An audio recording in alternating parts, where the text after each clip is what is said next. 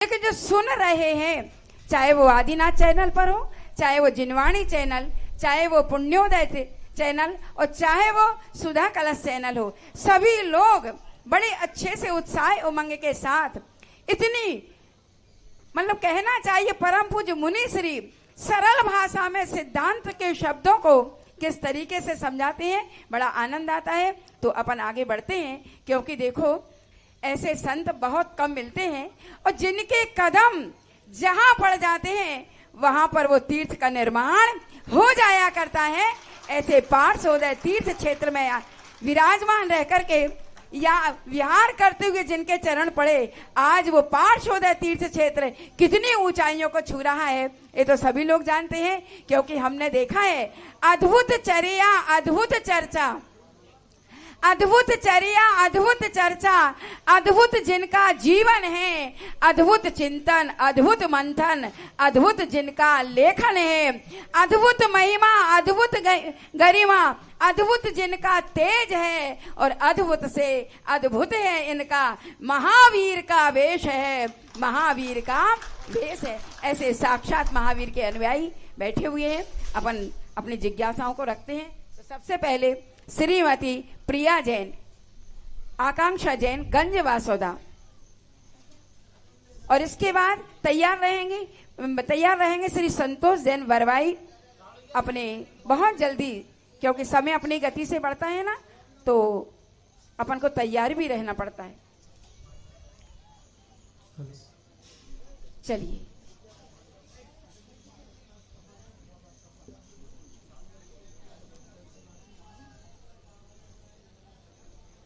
चालू है।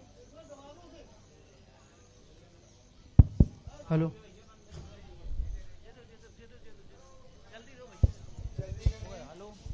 देखो, हेलो, हाँ, हेलो, हेलो।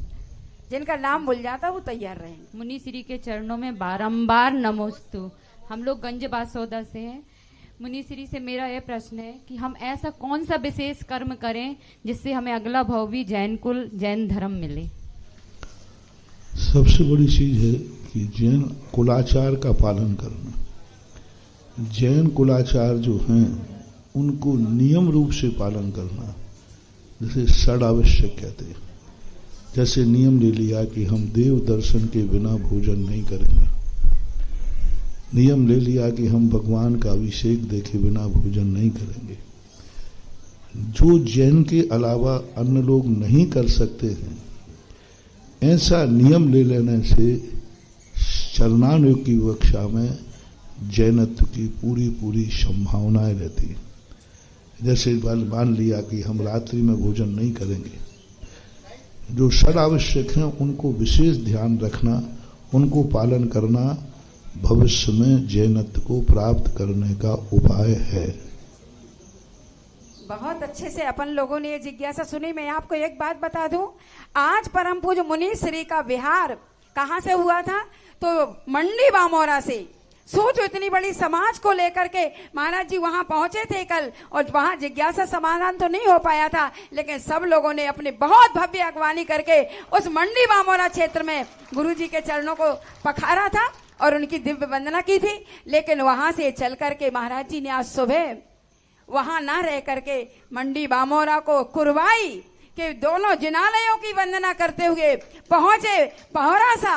भौरासा तो ग्राम है, लेकिन वहां पार्श्वनाथ भगवान जो 1272 के हैं, ऐसे अतिशयकारी चमत्कारी बाबा हैं। जब परम पूज्य मुनि श्री 2013 में 10 जुलाई को निकले थे, उस समय कह करके गए थे, अरे इस क्षेत्र का नाम तो पार्श्वोदय क्षेत्र है, इसका नाम आज से तुम अतिशय तीर्थ क्षेत्र पार्श्वोदय कहना। उसी समय से गुरुदेव के चरण जहां पड़े हैं, क्या कहना, उस दिन से ही विकास शुरू हो गया। और आज ये पार्श्वोदय क्षेत्र भौरासा ग्राम में होकर के कितनी ऊंचाइयों को छू रहा है। इनका उपकार हम लोग नहीं भूल सकते। महान उपकारी हैं, इतने करुणावान है कि छोटे छोटे से स्थानों को भी इतना समय दे करके और उन पर उपकार कर दिया करते हैं। और आज मालूम है, परम पूज्य मुनि श्री ने बहुत अच्छी बात बताई थी। सुबह कहा था कि मैं ऐसा नहीं आया हूं पार्श्वोदय क्षेत्र पर, मुझे बाबा ने बुलाया ये तो ठीक है, लेकिन मैं तो उस तीर्थ क्षेत्र पर ध्वजारोहण करने के लिए आया हूँ, क्योंकि जो ध्वजा 20 साल से रुकी हुई थी, उस ध्वजा को आज हमारे गुरुदेव ने चढ़वाया है। ये बहुत बड़ी महनी कृपा की है।